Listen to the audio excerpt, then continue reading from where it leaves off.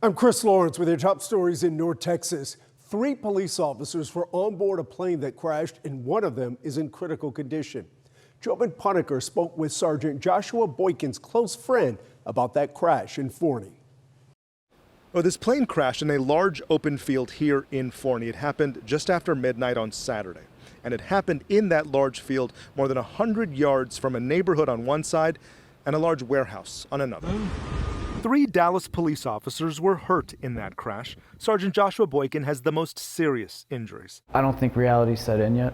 I've tried to be there just for the family, for his sister, mom, brother-in-law. Senior Corporal Tim Cordova has known Josh for 18 years. They were partners together. He got the call that early Saturday morning, just minutes after the crash. He rushed to the hospital and has been there 6 times in 3 days. It was very tough. It was surreal. Just not knowing what to do or what I can do. Officer Boykin is a 19-year veteran, fun, spirited, a cowboy when he's not a cop. He has always been, I guess, what we would call an adventurer. We're used to dealing with tragedy and critical incidents. However, they involve strangers. This hits close. The officers were off duty on a private trip to see a comedy show in Oklahoma, 3 minutes from their Lancaster runway. The FAA's preliminary findings show engine failure.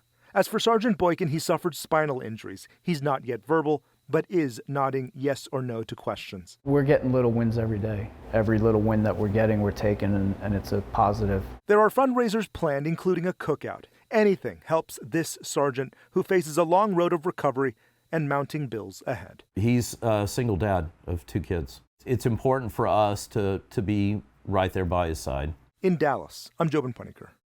The city of Everman just found a new way to honor Noel Rodriguez Alvarez. Brittany Costello has new reporting on the legacy he leaves behind. At Everman Memorial Park, a tribute is growing. It's love. That's very much love. With stuffed animals, balloons, and flowers for 6-year-old Noel Rodriguez Alvarez, a place for people like Constance Edwards to go to say goodbye. You know, he didn't get to see the future. He was a baby. He was last seen in 2022. It took more than 3 years of searching, but investigators finally found him, buried in the yard on a property his family once lived. Noel's kind of become family. You know, we've got a lot of people that are very heavily invested in this. Noel's own mother is facing capital murder in his death. Everman Police Chief Al Brooks says the investigative process could take time.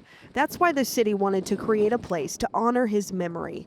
Amaya Jackson lives in Everman. And knowing that he's never going to come back, his spirit is always alive, his spirit is always present. The city built this cross, and Brooks says he found this angel. Before it was just a decoration.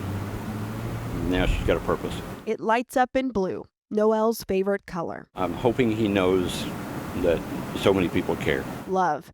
He says Noel may not have felt while he was alive. He hopes he feels now. I'm just giving peace, nothing but love to them. Everman ISD is honoring Noel this Thursday. They are asking students and staff to wear light blue for him. In Everman, I'm Brittany Costello. Community leaders are teaming up with the Dallas and Fort Worth PD to strengthen relationship with teenagers this summer. Here's Scoop Jefferson with details on the new initiative. And this is my way of doing something positive in our community. Former Dunbar High School student and Fort Worth community leader Daryl Washington wants North Texas students to get to know police officers better. I think the better relationship our police officers have with our community, the better way we're going to solve crime. After an online school fight video shed a negative light on his old school, Washington wanted to do something positive and organized an end-of-school-year softball game. Students and their teachers against unlikely opponents, police officers and first responders. State Takeover Superintendent Dr. Peter Licata, one of the people throwing out the first pitch. We do like doing those recreational activities. Officer Nestor Martinez says his department not only welcomes the challenge on the baseball diamond, but more importantly, the opportunity for officers. Gives them an opportunity to go out there and kind of reiterate the things that are coming around this summer, make sure the kids are safe, they do stay active. Fort Worth PD isn't alone working ahead on a safe summer for students. Violence among teens and young people tend to spike in summer months. Dallas Police Chief Daniel Como joined city and school leaders announcing youth summer activities and his own piece of advice for a safe summer. And I'm talking directly to our youth. If you have a problem or beef with someone, don't try to solve it with violence. Let's figure out how to work it together. Let's get mentors involved. Chief Como, along with community leaders, believes organizing summer activities, especially sporting events involving officers, Some of these people may come to the game and decide they want to be a policeman. is a win-win for everyone. In Fort Worth, I'm Scoop Jefferson. Early voting is now underway for the primary runoffs in Texas. As Kevin Reese reports, several statewide races have major implications for the country as a whole. There's not a single person that can argue that Ken Paxton doesn't fight for us. And from a Greenville Avenue restaurant in Dallas, Texas Attorney General Ken Paxton started the final week of his fight. The next senator from Texas To unseat incumbent John Cornyn, who hours earlier on Sunday had his own hype team. And his opponent has no business whatsoever serving you and serving me and serving our state in the United States Senate. Attacking Ken Paxton's character, his marriage, his legal troubles, and Paxton's own impeachment. A lot of it has to do with character and effectiveness and electability. And I don't think the Attorney General gets that done. Each candidate claims they are most closely aligned with President Trump. Paxton was on stage with Trump that January 6th, and then Paxton sued the Biden administration a record 107 times. I've accomplished more in any 2-week period John can pick it than he's accomplished in 42 years. Howdy, this is Governor Rick Perry.